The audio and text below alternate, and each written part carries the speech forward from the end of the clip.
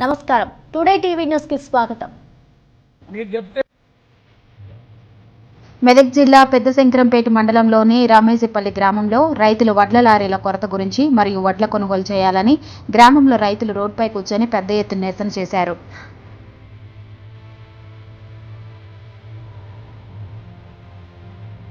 Time పెట్టండి, rice మిల్లులందరూ పిలిచేసేసి మాట్లాడరు. వాళ్ళు ఏం ప్రాబ్లం ఉన్నా కానీ ఇక్కడి నుంచి తీసుకుపోయిందంటే వాళ్ళు తప్పకుండా అన్లోడ్ చేయాలి, మళ్ళీ ఇమీడియట్గా అదే ఊరికి పంపించాలి.